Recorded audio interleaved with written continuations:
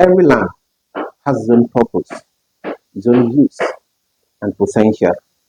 Welcome to today's video, and thank you for joining me once again.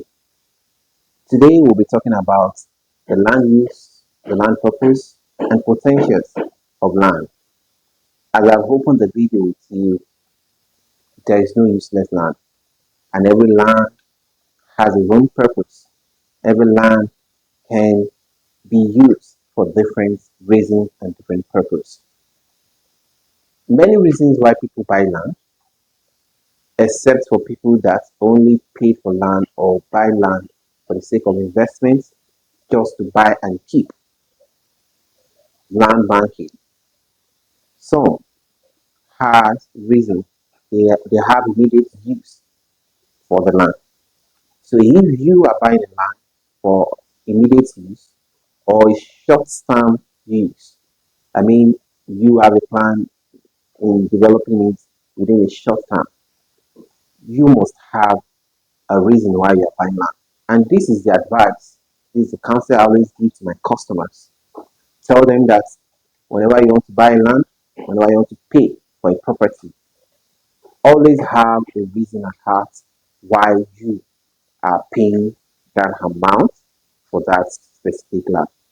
This will help you to make choice, to make determination on the location that you want to get the land and the size of land that you want to pay for. Location can also vary in the time of soil texture, the type of soil that is there, and also the topography of the land. There are reasons, different reasons why some people buy land. Personally, I have bought land and I have people that have actually acquired land for agricultural purpose. Why some? For domestic residential purpose, why some? Industrial purpose, and we also have uh, commercial purpose, why people buy land. So if this is properly defined, you will have a proper guide on where you want to get that property.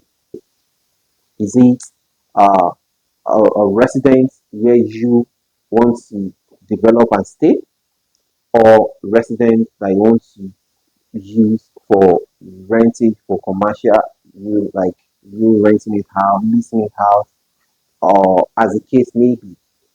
So even for residential purpose, we have different reasons.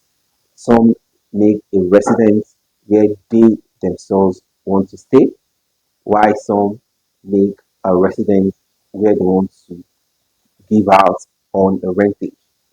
This is also crucial and very important why people consider before getting a land. Like I said, that we differently get a land on different purpose. For agricultural purpose, like I've mentioned. So if you are getting a land, there are some land that in the next 10, 20 years, they will remain uh, an agricultural location, meaning that there is no way you think of going there to build a residential apartments. There are some land that have been earmarked to be for industrial purpose, meaning that there is no residential apartment that is allowed there by the regulation. There are some that is also that has also been earmarked for commercial purpose, like supermarkets, like office, and so on and so forth. So in such area, if you want to build an industrial um, building, an industrial structure there, that might not also be allowed. Even if you are thinking of having a residential apartment there, by regulation, it might not be allowed. So it is quite important we are getting the property, especially land, to know the area and to know the plan for that area if it's as in earmarked for a particular purpose. You want land for residential purpose. It means that you cannot get that land for the purpose you have at heart. It is quite important, quite necessary, quite inevitable that if you want to buy a land, it is an onus on you to ask questions, to do some verification, some due diligence about the land, what you can use the land for, the needs for the land. And again, you must also do a proper soil test. You must know the soil composition of the land. The land must also be suitable. It is not only that the land is in a bush, the land is far from residential area, but it's also important that you know the composition of the soil and the soil is suitable for the farming purpose.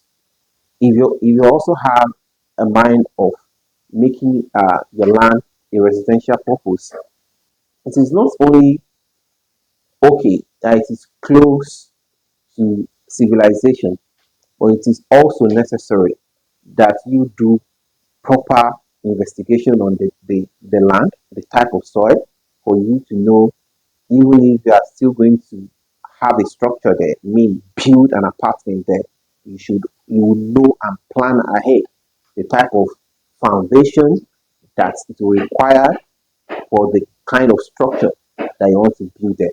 If it is something that you can actually afford, if it is something that you can actually spend that so much money on, because having such kind of substructure, having that kind of foundation in that kind of area will take a lot compared to some other area where you have good soil.